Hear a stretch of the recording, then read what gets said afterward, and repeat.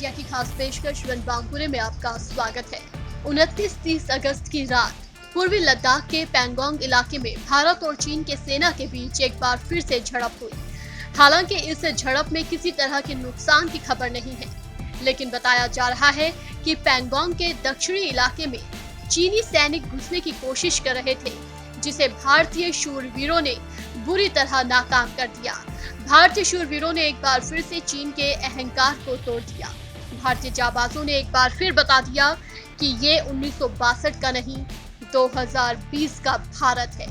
ये वो भारत है जो बिना हथियार के भी दुश्मन की गर्दन को न सिर्फ मरोड़ सकता है, बल्कि उसे हमेशा हमेशा के लिए तोड़ भी सकता है।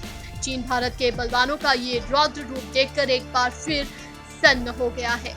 वो समझ रहा था कि वो रात के अंधेरे में पीठ पर छुरा घोंपते हुए भारत की सरजमी पर फिर से कब्जा कर लेगा, लेकिन भारत को उसके नापाक मंसूबे का पहले ही एहसास था, इसलिए इस बार तैयारी भी पूरी थी। दरअसल भारतीय सेना को 29 अगस्त की रात एलएसी की तरफ पैंगोंग लेक के दक्षिणी किनारे पर कुछ संदिग्ध गतिविधियों के बारे में पता चला।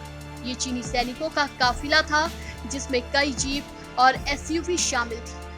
इस इलाके में पहले से तैनात भारतीय सेना के जवानों ने तुरंत सक्रियता दिखाई और तेजी से पहाड़ी पर चढ़कर अपना मोर्चा संभाला।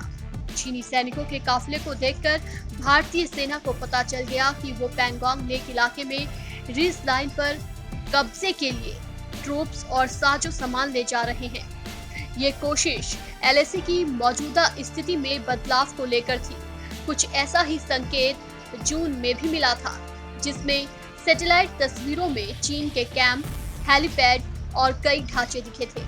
एलएसी के ठीक नजदीक चीन की तरफ और भी कई गतिविधियां प्रकाश में आई थी। बीते 2 अगस्त को दोनों देशों के बीच लेफ्टिनेंट जनरल स्तर की 5वीं वार्ता हुई थी, जिसमें चीन ने पैंगोंग लेक इलाके से अपनी सेना हटाने से इनकार कर दिया था।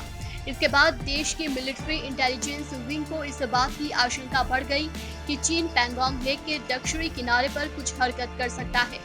इसे देखते हुए देश की सेना पहले से चौकन्नी हो गई। दक्षिणी किनारे पर भारतीय सेना ने चौकसी बढ़ा दी, जबकि चीन ने अपनी हरकतें जारी रखी। लेकिन इस बार भी भारतीय शूरवीरों के चौकसी ने ड्रैगन के नापाक कदम को उसके इलाके में ही रोक दिया। इस पेशकश में फिलहाल इतना ही। नमस्कार।